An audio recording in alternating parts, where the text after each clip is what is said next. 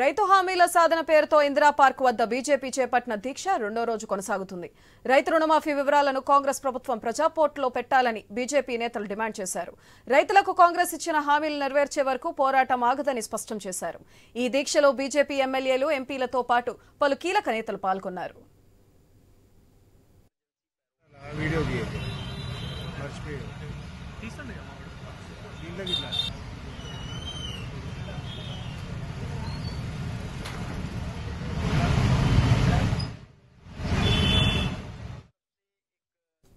రైతు హామీల సాధన పేరుతో ఇందిరా పార్క్ వద్ద బీజేపీ చేపట్టిన దీక్ష రెండో రోజు కొనసాగుతుంది.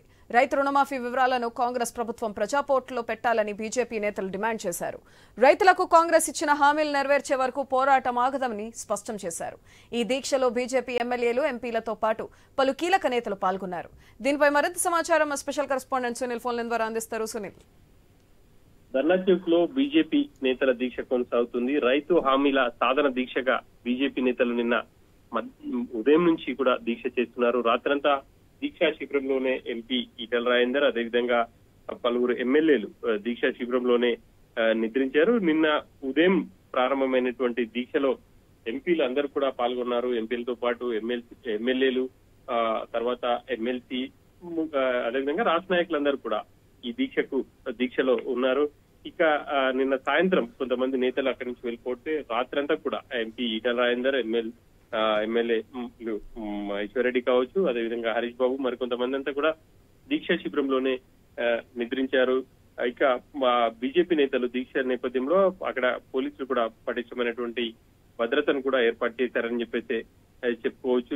ఇంకా కూడా బీజేపీ నేతల దీక్ష కొనసాగుతుంది. ఈ రోజు 11:30 వరకు కూడా ఈ దీక్ష కొనసాగే అవకాశం ఉంది. ప్రధానంగా రైతులకు ప్రభుత్వం ఇచ్చినటువంటి హామీలను నెరవేర్చాలి అని చెప్పేసి ఈ దీక్షలు చేస్తున్నారు. రైతు రుణమాఫీ అని చెప్పేసి ప్రభుత్వం ఆర్భాటంగా ప్రకటించింది. కానీ ఇప్పటి వరకు సగం మంది రైతులకు కూడా రుణమాఫీ 2 లక్షలు అవ్వలేదు అని చెప్పేసి బీజేపీ నేతలు ఆరోపిస్తున్నారు. రైతుల రుణమాఫీ అమలు చేసేంత వరకు తాము ఉద్యమాలు కొనసాగిస్తామని చెప్పేసి కూడా వాళ్ళు చెప్తున్నటువంటి సిచ్యువేషన్ అయితే ఉంది.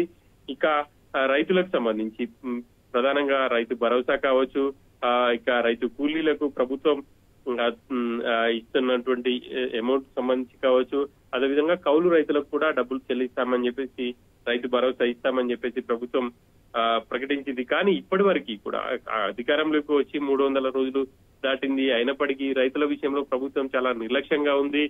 రైతుల అంశాలకు సంబంధించి పక్కన పెట్టింది అని చెప్పేసి బీజేపీ నేతలు విమర్శలు చేస్తున్నారు. ఇక రైతు రుణమాఫీకి సంబంధించి దాదాపు 70 లక్షల మందికి రైతులు బ్యాంక్ అకౌంట్లు ఉన్నాయని చెప్పేసి బ్యాంకర్లు ప్రకటించారు. కానీ ప్రభుత్వం మాత్రం 40 లక్షల మంది రైతులకు రుణాలు మాఫీ చేయాల్సి ఉంది, 2 లక్షల లోపు అని చెప్పేసి చెప్పింది. కానీ ఇప్పటి వరకు అందులో సగం మందికి కూడా చేయలేదు అనేది బీజేపీ నేతల ప్రధానంగా ప్రశ్నిస్తున్నారు.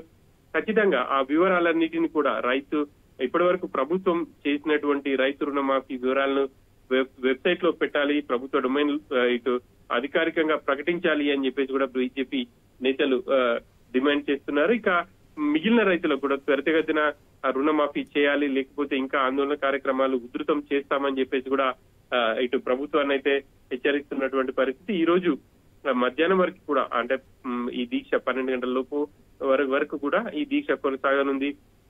మరి కాసేపట్లోనే ఇంకా మిగతా ప్రజాప్రతినిధులందరూ కూడా ఇక్కడికి చేరుకోబోతున్నారు. ఆ దీక్షను కూడా ఇటు నిమ్మరసం ఇచ్చి ఆ దీక్షను విరమింపజేసే అవకాశం ఉంది. సుధాత్రి, రైట్, థ్యాంక్ యూ సునీల్.